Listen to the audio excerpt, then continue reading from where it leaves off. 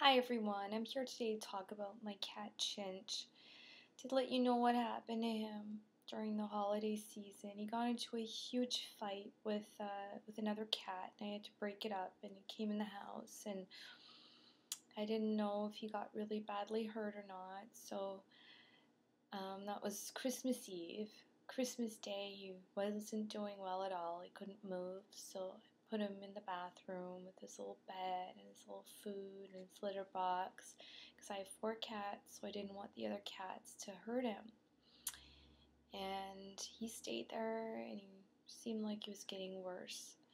So Boxing Day, I was trying to help him and sit him up and try and put him in the litter box, and he couldn't move. He was crying and just fell over, and he had his leg sticking up in the air. So it worried me. I didn't know if he broke his leg.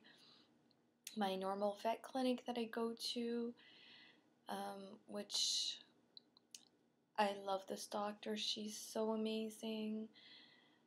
She's saved another one of my cats' lives so many times. Like, she loves animals, and she truly is a gifted lady, and she helps them, and she is amazing. And she wasn't there, and I have a hard time trusting veterinarians with my beautiful angels, so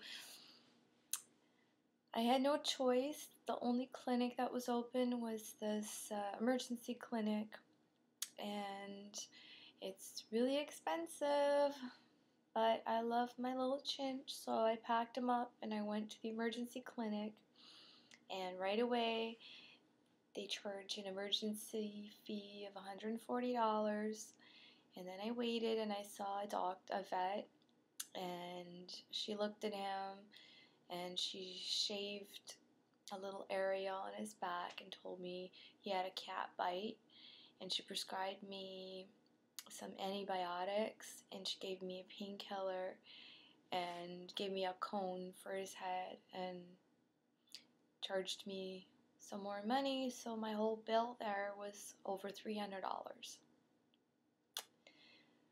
Get him shaved and get some pills, so that's super expensive, and what can I do? I love my animal, and I don't have a choice to see anybody else during the holidays, so I had to do. So what she prescribed me was these pills called clavaseptin, and I was supposed to give 1.5 tablets every 12 hours for 2 weeks with food, and they come in these little packages. And she gave me pre-filled syringes, and it was buprenorphine. I was supposed to give 0.2 mLs every 12 hours for 5 days. So that was supposed to help him, and I brought him home, and I did that, and the next day he stopped eating, and he stopped drinking. So he wasn't getting any better. I had to syringe him with water, and I had to force feed him so he doesn't get even worse than he was. And then the little bite started getting a huge bump like a big egg, and he was in so much pain, and he was crying and he couldn't sit still, and it was bad. So I called my regular vet clinic, and they were opened, and they told me they were only going to be open for 2 days. So I brought him in because I really didn't want to go back to that expensive emergency clinic, because just to see anybody, they have a fee that they charge right away. It's $140, and I don't have that to pay for him again. So I saw, not my regular vet because she was on vacation, but the veterinarian that was there, and she take a look at him. She told me that it's better that they don't drain the bump, just leave it alone, and to stop giving him the antibiotics orally, because that can sometimes make your cat not eat, and stop drinking. And she said because he did that, he got a fever because he was dehydrated. So she gave him fluids under the skin, and she gave him an injection of an antibiotic. So she said that would help and that would be better. And she gave me, because she said the painkiller that he needed was one with an anti-inflammatory. So she gave me metacam, 3 of them, and they're already in a syringe, and the amount was 1.18 mLs once a day for 3 days. So he has 1 left. So I brought him home, and my kitty drama continues. He was in so much pain that night. He really was growling. And he's never like that. He's a really sweet cat. He was growling, he was hissing, he couldn't sit still, and it was like that through the night. So in the morning, when I went to give him his medication, try and feed him, I took off his cone, because he's wearing a cone, and he just went ballistic, and he turned, and he bit the big lump, and it exploded, liquid and blood, and this thing fell out of it that looked like it was skin. So I tried to put his cone on him so he wouldn't hurt himself, and I called my vet clinic, and they told me to bring him in.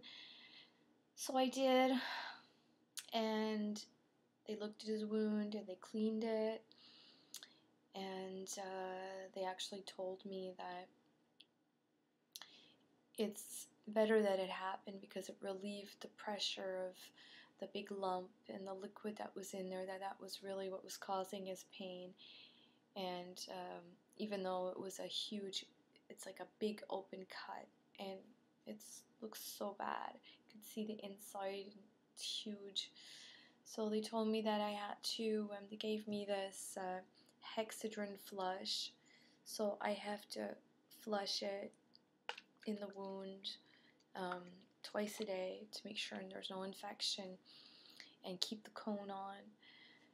So I've been doing that, and I have 1 more painkiller left to give him, and then hopefully he'll be okay. I wanted to show you what he looks like, so I'm going to try and see where he is. Beautiful Chinchy, there he is. I found him. Hi, honey. This is my angel. There's my Chinch. He's so beautiful with his blue eyes and his little cone. Yay, honey. I'm gonna see if I can try and show you the cut. Let me see. I can show if you can see it. No. Okay, let me see. The wound. Oops. There is the wound.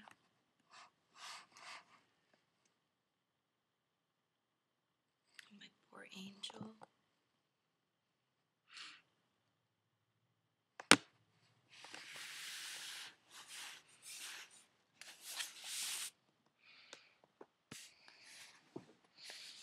And there he is, this beautiful blue eyes.